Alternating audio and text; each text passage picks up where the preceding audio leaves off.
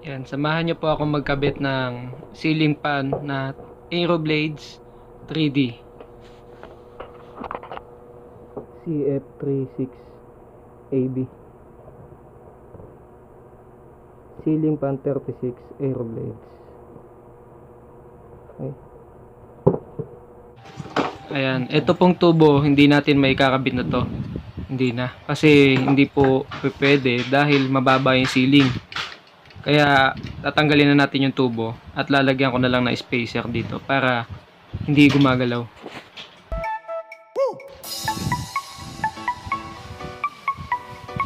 Yan, ito po yung gagamitin natin spacer. Kung familiar kayo sa mga gumagawa ng electric fan, ito yung ginagamit doon.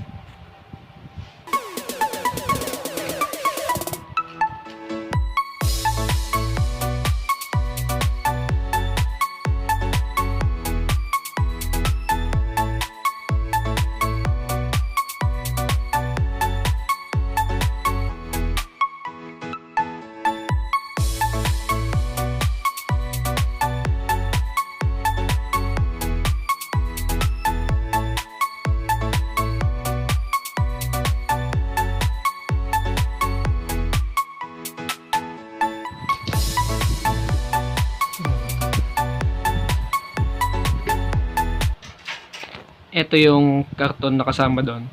Ito lang natin ilalagay yan. Tapos ito yung harap, ito yung likod. Yan, ganyan lang pagkabit nito. Sa washer naman, mauuna nyo ilalagay yung lock washer bago nyo isunod yung washer.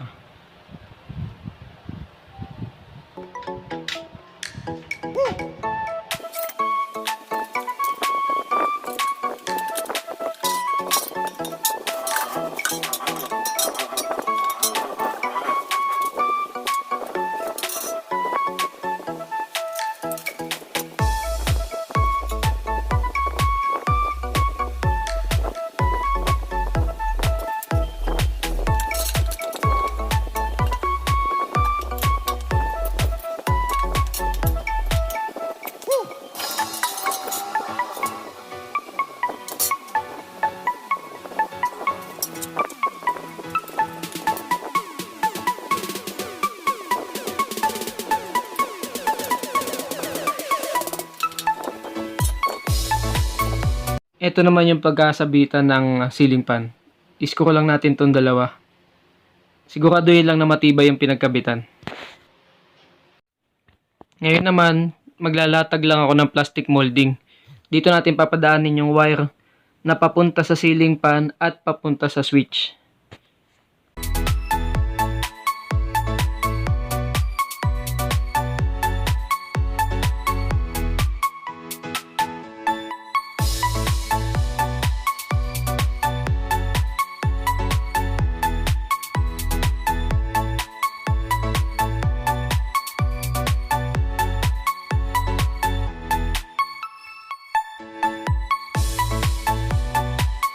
Ngayon naman lilatag ko na yung wire para maisara na natin yung plastic molding.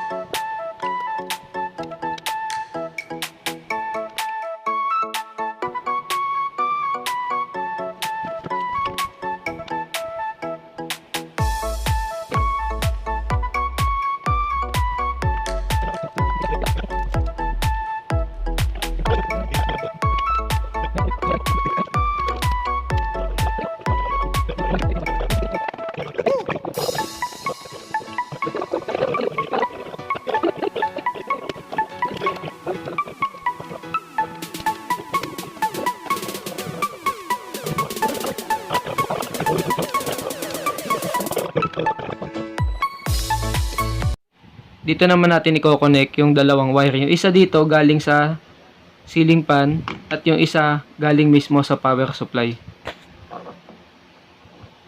Yung wire na to, yan, dito dumaan yan, papunta dito sa may ceiling fan. Tapos yung kabila niyan, dulo, dito tayo kuha ng power supply. Yan. Ngayon, i-connect na natin yung wire na galing sa switch at sa supply.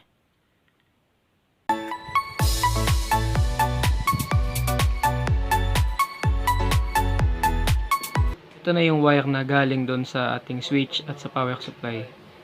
Diyan lang natin i-connect. May terminal lang naman yan kaya hindi kayo malilito. At wala din polarity yan. Kahit magkabaliktad, okay lang.